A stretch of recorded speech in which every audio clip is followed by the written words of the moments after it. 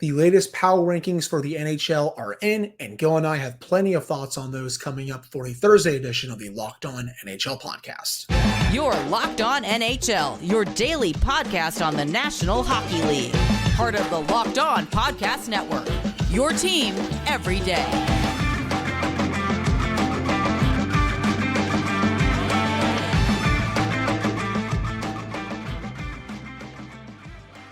Welcome back to another edition of the Locked On NHL podcast for Thursday. I'm Hunter Hodes, one of the hosts of Locked On Penguins. Joining me today is Gil Martin, the host of Locked On Islanders. Usually it's Jay Foster that joins me for this edition, but he's not going to be doing the Locked On NHL podcast on Thursdays anymore. He just has too much on his plate right now. So wish him the best with the Locked On Blue Jackets podcast. Gil's stepping in, and we'll have a full-time replacement for Jay pretty soon. Again, thank you all so much for making this your first listen / watch of the day.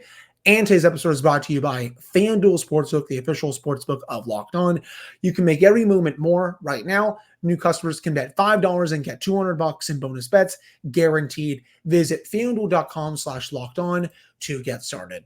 So yeah, we've played about a couple weeks of the NHL season at this rate, and we have the new power rankings as voted on by the hosts of the Locked On NHL podcast. All hosts of the teams, get a vote for these power rankings. And we're going to start with the Metropolitan Division. I'm not really surprised by these rankings. The Rangers come up in the top spot. They've played really good hockey to start the year. They're 4-2 overall. They've won 2 in a row.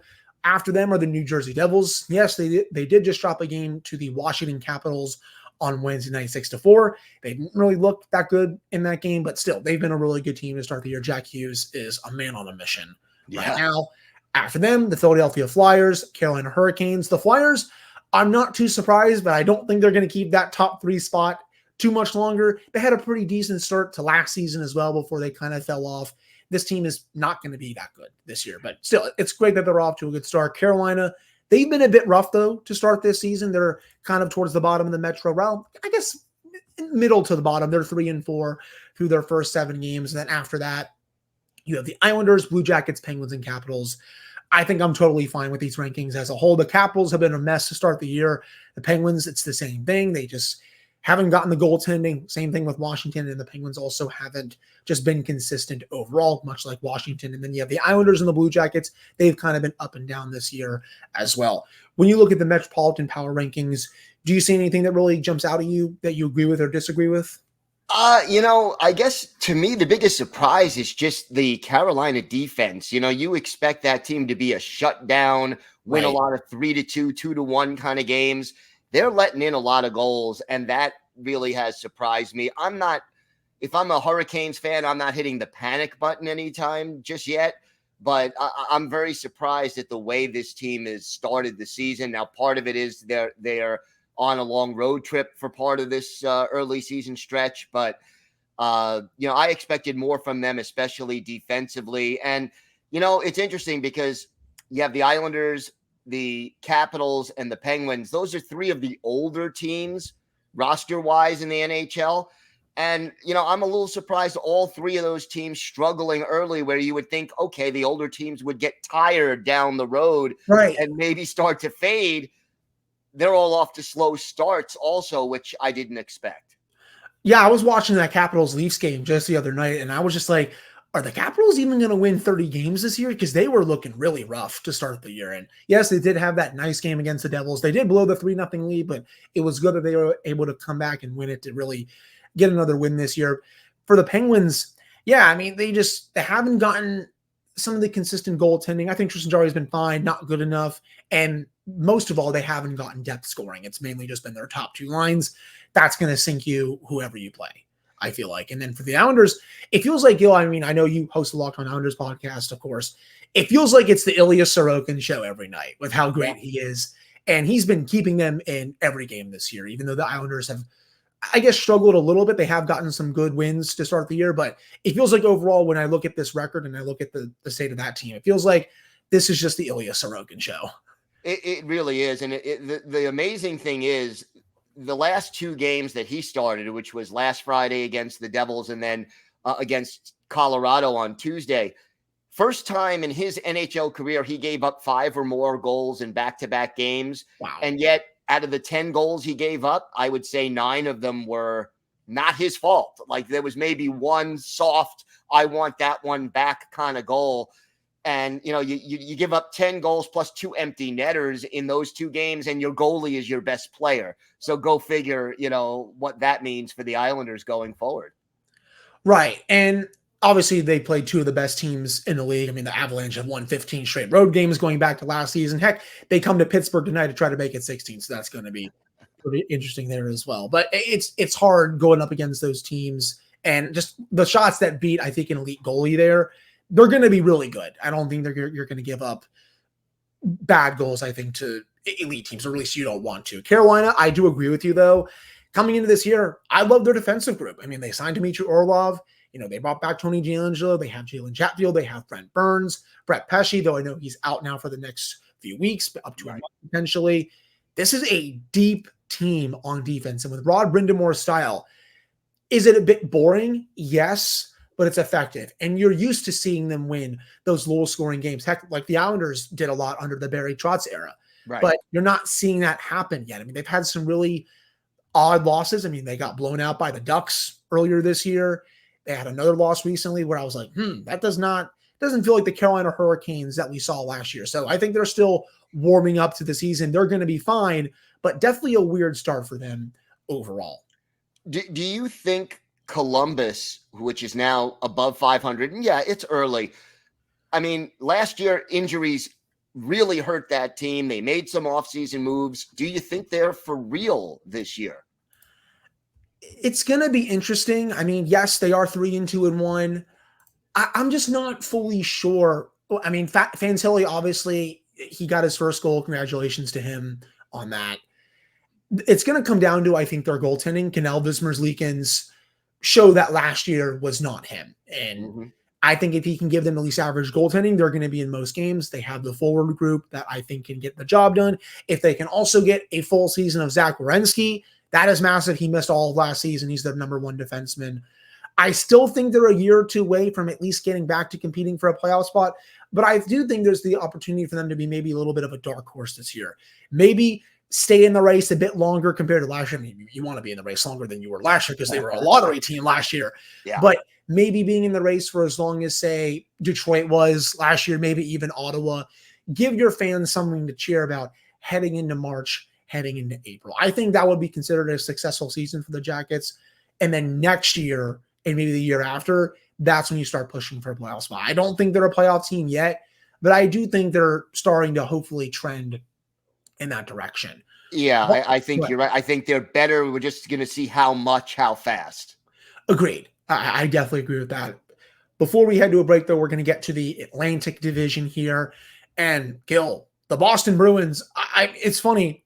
I picked them to miss the playoffs going into this season. I'm looking like a complete moron right now with how the Bruins have started. This team is 6-0-0. Yes, the teams they faced haven't been the greatest. There's no murderer's row of teams in their first 6 games, but you can only play the schedule that you're given. And so far, they've played some really good hockey, despite not having Patrice Bergeron, one of the best two-way centers of this generation, and David Krejci, who also retired. I mean, they have Charlie Coyle and Pavel Zacha as their top 2 centers, and they're still winning games. They come in at number 1 on the Atlantic Division Power Rankings. No surprise. The Red Wings at number 2, they have been a house on fire, 5-1-1 through their first 7 games, looking like a playoff team, at least right now. That's going to be interesting to see if they can keep that up. Dylan Larkin has been awesome. Alex DeBrincat is lighting it up for the Red Wings. What a trade Steve Yzerman pulled off there from Ottawa. The Maple Leafs come in at number 3. That's fine with me. They're 4-2. They're playing strong hockey. Austin Matthews has been really good to start the year. Their core players as a whole, I feel like, have been really good to start the year. After that, you got Tampa Bay at number 4. They're going to, I think, hover in that range until Andrei Vasilevsky comes back. They just got to hold down the fort, I feel like, until he's ready. Ottawa, number 5. Montreal at 6. Buffalo, 7. Florida, 8. I will say, I've been kind of disappointed with the Sabres so far this season. Yes, they did win their last game, but start the season 2-4. They're 3-4 right now. Their goal scoring hasn't been there compared to where it was last year. Defensively, they haven't been as good. Devin Levi has let in a few squeakers. Just haven't been impressed with them as a whole. I do think Montreal is going to slide down the power rankings later on this year. Obviously, that Kirby Dach injury is a massive killer. Yeah. And then for Florida, they've been 500. They're kind of where I guess I expect them to be. I do think they're going to make the playoffs, but they're also battling two massive injuries right now with Ekblad and Montour. When you look at these power rankings for the Atlantic, what jumps out at you? Boston, I think, to me, I'm also surprised. I mean, I thought they'd make the playoffs, but I didn't think they would be as dominant as they've been so far. And 4 out of their 6 games so far have been on the road, which makes it even more impressive to me. When I look at Tampa Bay and Florida, 2 teams that are really dealing with some serious injuries. Right. You mentioned Tampa Bay with the goaltending. Florida has 2 of their top defensemen out for the first part of the year. They're, as you said, going to be treading water until they get their injured players back. But I think those 2 teams will eventually be competitive. And as far as Buffalo goes, I'm surprised at the lack of offense more than anything else, because there is offensive talent on this team. The goaltending was going to be the big question, and yet right now the offense has been more of a concern, I think, than the goaltending. Right. I agree with you. And apologies if anyone heard my wonderful dog barking downstairs. He's probably just mad that my other dog has a toy.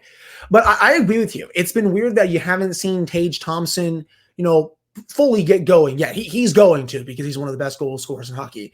But overall, just their offensive game hasn't gotten there yet. And hopefully it does. I picked them to make the playoffs and end their long streak this year. But, we'll have to see. Ottawa, I'm also a little surprised so far. They're only 3-3 through their first 6 games. Goaltending has been kind of up and down for them so far. And, excuse me, I know they have the Shane Pinto situation now with a 41-game suspension. That's obviously not good for them. But I do think eventually they're going to start to win some more games. Well, I think they're going to catapult up the power rankings at some point too. Yeah, I think they'll be competitive for a playoff spot. And I didn't expect Detroit to be this good this fast. I thought they'd be better. I thought they'd be in the mix for the playoffs. But wow, what a start. I agree. Yeah, it's been awesome to see Detroit off to this start, considering how it's been a while since we've seen really good hockey out of Detroit. I mean, usually we're used to seeing them in the playoffs, not the last 7 years at least, but it's great to see them have a more competitive team this year. But that'll do it for this first segment. Coming up in the second segment, Gil and I are going to get into the power rankings for the Central Division and if there are any surprises there. Plus, could we see other changes with that one going forward? That's coming up really soon.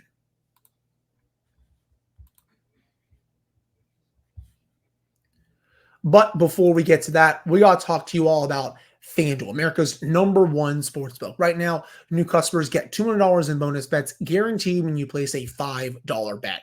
That's $200 in bonus bets, win or lose.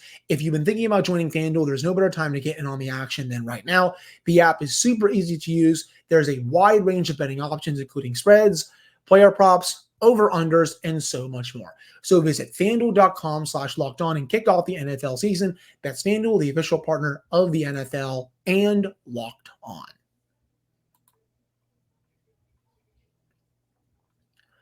All right, we're back here on this Thursday edition of the Locked On NHL podcast. I'm Andre Hodes, joined by Gil Martin of the Locked On Islanders podcast. So, Gil, let's get to the Central now. No surprise that top spot is held by the Colorado Avalanche, a team that is on fire right now as well, just like the Boston Bruins. 6-0-0 to start the year, showing everyone that, oh yeah, we're back after a first-round exit to the Seattle Kraken last year. This is a team that, going back to last season, has won 15 straight games on the road. They'll try to make it 16 against the Penguins on Thursday night. Cale Makar is a one-man wrecking crew to start the season. Nathan McKinnon has been unbelievable. Mikko Rantanen. Logan O'Connor has also had a really nice start to the season. Ryan Johansson has scored a couple of goals. I really like that move that they made over the offseason, where they're not paying him nearly as much as Nashville was paying him. They're only giving Johansson $4 million to be their second-line center. It's a lot better than paying him $8 million. That's for sure. This team overall is so good. Even without Gabriel Landeskog, I've had a joy watching them this year. I'm going to have a lot of fun watching them on Thursday night. No surprise that they're in the top spot. Yeah, I got to see them Tuesday against the Islanders, and boy, are they a fast, skilled, and exciting team to watch. You talk about hitting on all cylinders. This team can beat you in so many different ways with so many different players, and they really are on the top of their game right now. It's almost a shame for Colorado that the playoffs don't start tomorrow. I know, because they would just be going in as the favorite for the Stanley Cup, even though it would just been 6 games. After them, you have the Dallas Stars. No surprise there either. They are 4-0-1 to start the year. Just saw them on Tuesday night, Gil, playing the Penguins. That team is so good. They have that beautiful mix of veteran and young players. They're so deep. They're so skilled. They have everything you want in a Stanley Cup contender. And oh yeah, they have a top 5 to 7 goalie in the league. Jake Ottinger is tremendous. I love watching Miro Heiskanen. Tyler Seguin, Jamie Benn still kicking really nicely. Jason Robertson is unbelievable. That team is a ton of fun to watch. They really are. And how does it feel? If you're the Dallas Stars, you're off to a 4-0-1 start and you're 3 points behind the first place team in your division. I mean, that's got to be a little bit of a kick in the pants for the Stars, but they're doing what they have to do, winning their games, looking like a very strong, balanced, deep team. And they're going to be there all the way through this season, barring a major injury. Agreed. Yeah, they're going to make the playoffs pretty easily, in my opinion. And yes, they have the game in hand. So if they win that game in hand, they'll still be 1 point behind the Colorado Avalanche. After those two teams, you have a tie with the Minnesota Wild and the Arizona Coyotes. I've been impressed with Arizona to start the year. 3-3-0. Clayton Keller's been good. I love Logan Cooley. He's going to be a massive candidate for the Calder this year, obviously alongside Connor Bedard. I think Connor Bedard is going to win it, but Cooley is going to give him a run for his money. Don't mistake that. It sucks that Jason Zucker is out week to week. It's, unbelievable that the Penguins got a full season out of him last year, considering how banged up he's gotten. But Arizona is also kind of like the Blue Jackets a little bit, Gil. A sneaky dark horse team this year. I actually could see Arizona getting in more than I could Columbus, just because I think the Central is not as good compared to the Metro. I think when you look at the Central, you have Colorado and Dallas, Minnesota usually. After that, I feel like it's really anyone's game. And you're seeing so far this year with Arizona off to a decent start. You have the Wild at 3-2-1. I think they're going to wake up sooner rather than later, but I'm actually not surprised that Arizona is tied for third in these power rankings. There is a lot of young talent on that Arizona team. And again, 5 of their 6 first games on the road. I did get to see them against the Islanders, and I was impressed with the way that they played disciplined hockey for a very young team. 6 games into the season, they've only given up 15 goals. And again, 5 of the 6 games on the road. And the scary thing about the Coyotes is because they are a young team and they have a lot of players who are still adjusting to life in the NHL, they're going to get probably better as the season goes on. I agree. I'm actually excited to watch Arizona this year. And I know I don't think anyone's really been able to say that these last few years, but this team does have a lot of young talent, a lot of really good players. Again, there's definitely have the possibility that they could, potentially sneak into the playoffs if the Central Division is maybe worse than I think it is. And I still think it's pretty bad. After that, with the Wild and the Coyotes, you have the St. Louis Blues coming in with the Predators after that. The Blues, I just saw the Blues last Friday. They beat the Penguins, though I still don't think this Blues team is going to be that good this year. They do have some decent forwards in Robert Thomas, Jordan Kyrou, Pavel Buchnevich, Brandon Saad. The list goes on and on. That part of the lineup is good. Defensively, though, they give it back a little bit. If you have Nick Leddy on your top pairing, I don't think you're seriously a contender for a playoff spot at this point. I think Nick Leddy's a fine player. I don't think he's a top pairing defenseman at this point. And then Jordan Binnington, I think it's just kind of overpaid. He's been fine to start of the year, but he's also just making too much money. I don't really think the Blues are going to be a playoff team this year, but hey, at least they're off to, kind of 500, but 2-2-1. If you take out that overtime loss and make it a regular loss, they're 2-3. And then you have obviously the Predators in there too. The Predators are such a weird team to me. I think they're just in that spot where you don't want to be. They're not good enough, I think, to fully compete for a cup, but they're also not bad enough to be a lottery team. And that's, I think, the worst place to be as a team. Yeah, that's sort of in hockey purgatory in that sense. But you know what it is? This is a year of adjustment for the Predators. You have a new coach, a new general manager, kind of a new approach there. And look, their goal differential right now, even though they're 3-4, is a +1. I get the feeling you're right. They're going to be sort of middle of the pack. They'll probably either just make or just miss the playoffs. But to me, the key in Nashville is sort of defining what you want to be and taking those steps to start to become that kind of a team. I agree. And I do think as long as UC Saros stays healthy, plays the way he's played the last several years, he's going to try to will them as much as he can to a playoff spot. I mean, he's that good of a goalie. Philip Forsberg is off to a really good start. They beat the Rangers pretty bad last week, and he was a big reason for that. I always love watching Philip Forsberg. The team that I do think is a little too far low in the standings, the Winnipeg Jets. They come in at number 7. The Blackhawks are number 8. No surprise on the Blackhawks. They're 2-5 to start the year, though one of the wins is over the team that I cover, the Penguins, which is obviously very annoying and unfortunate. But for the Jets, they're 3-3 right now. They come in at 4th in the Central. It's weird, though, that they're 7th in the standing scale, considering that they're 500 and they're above some teams that they have more points than and a better record than. Again, I don't think the Jets are going to be that good this year. I think there's definitely a chance that they make the playoffs, considering, Connor Hellebuck, you have Ehlers, you have Kyle Connor. There is legit good talent on that team. I just disagree with them that the fact that they're a bit low in the standings. I agree with you. Look, I think the fact that they got off to a 1-3 start before winning their last 2, I think some of the voters probably had that in the back of their minds. And Winnipeg just seems to get overlooked. They're a team that maybe doesn't get the respect that they deserve. Not that they're world beaters or anything like that at this point, but to me, Connor Hellebuck is going to keep them in most games that they play. There is enough offensive talent. The depth is the big question for Winnipeg. And, they're one of those teams, again, especially in the Central Division, which is not the strongest, as you mentioned. They're going to either just make or just miss the playoffs, depending probably on how healthy they stay.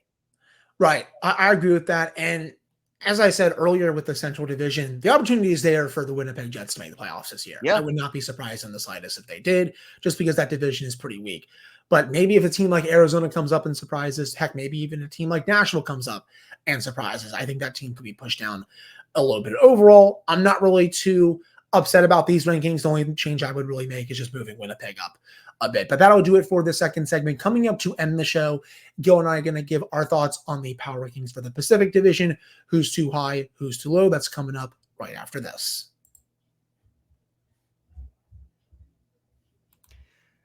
Today's episode is brought to you by Jase Medical. There's a lot of uncertainty in the world today, and it's important to be prepared. Unrest in the Middle East, fires in Hawaii, hurricanes and tornadoes in Florida, earthquakes, and more. And these can lead to supply chain shortages for medications or the inability to get medications in a timely manner. So your solution is the Jase case. It's a personalized emergency medication kit that contains 5 essential antibiotics that treat the most common and deadly bacterial infections. And now you can also customize your case and add additional life-saving medications based on your unique needs.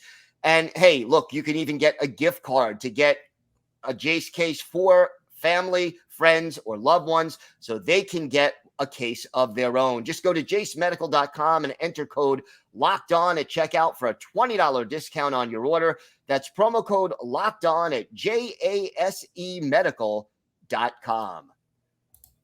Today's episode is also brought to you by Sleeper. A new NHL season brings all sorts of possibilities. You could have a player score 50 goals. Your favorite team could hoist the Stanley Cup, and you can win big playing daily fantasy hockey on Sleeper, the official daily fantasy app of the Locked On NHL Network. Sleeper is our number one choice for daily fantasy sports and especially daily fantasy hockey, because with Sleeper, you can win 100 times your cash in daily fantasy hockey contests. All you have to do is pick whether studs like Alexander Ovechkin or McDavid, Crosby, McKinnon, will they record more or less than their sleeper projections for things like goals, assists, saves, plus, minus, and more in any given game? To win a 100 times bet on Sleeper, you need to correctly predict the outcome of 8 player stats. You heard me, hockey fans. You can win 100 times your money playing daily fantasy hockey with Sleeper. So start paying attention and nail your picks so you could start winning big. Use promo code LOCKEDONNHL and you'll get up to a $100 match on your first deposit. Terms and conditions apply. That's code LOCKEDONNHL. See Sleeper's terms of use for detail and for locational availability. All right, we're back here on this Thursday edition of the Locked On NHL podcast. I'm Hunter Hodes of Locked On Penguins.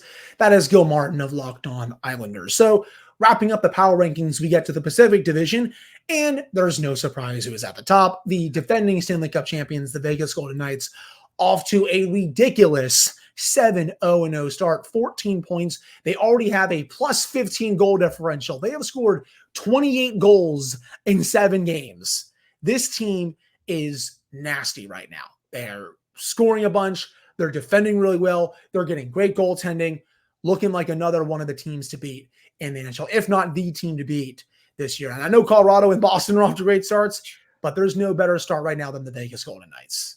Isn't there supposed to be like a Stanley Cup hangover? Not there. Not for some reason, even though it's in Vegas. You go on the rubber chicken circuit. You have all these banquets. Everyone's telling you how good you are. You're supposed to get off to a slow start. Vegas does not believe in that. And boy, are they really playing some good hockey. They are a tough team to beat. You almost get the feeling that they're like clinching a playoff spot almost now. I mean, it's kind of almost the same with Colorado and maybe even Boston if they continue this hot start. I know they had a crazy start last year too, but Vegas, looking like one of the teams, if not the team to beat in the NHL right now. After them, the Vancouver Canucks come in at number 2. I said it before the season started. I picked the Vancouver Canucks to make the playoffs this year. I love their forward group. I love Elias Pettersson. I love Quinn Hughes on the back end. I think he is super underrated as a defenseman in the league. And if they can get good goaltending and have Thatcher Demko stay healthy, this is a playoff team this year. So far, they've gotten off to a solid start. 4-2 in their first 6 games. No surprise that they come in at number 2. Kings at number 3. They're also off to a good start, 3-2-1. I think you've seen, well, in my opinion, I think those are 3 dynamite playoff teams from the Pacific Division this year, all off to really good starts. Yeah, no question about that. And yet, there were some teams that a lot of people were expecting to do well who are not off to a good start right now. And I think that's the bigger surprise. I mean, did you expect Edmonton to start 1-4-1? No. And obviously part of that does come with Connor McDavid being out for a week or two. That's a big injury killer, and he's going to miss the Heritage Classic this weekend, which is very unfortunate. But 1-4-1 from the Oilers. They have been a tire fire this year. You're not getting the scoring. Defensively, they've been a wreck. Jack Campbell in net has been awful. And terrible. That deal continues to age like milk for the Oilers. Even Stuart Skinner, I feel like, hasn't been nearly as good as he was last year. Again, it's only been 6 games, but they're definitely not off to a good start. And honestly, I can say that for the rest of the teams in this division, Gil. Outside of the Knights, outside of the Kings and the Canucks, every other team in this division has been poor to start the year. The Flames are 2-4-1. They come in next in the power rankings. The Kraken have the same record. The Ducks are 2-4.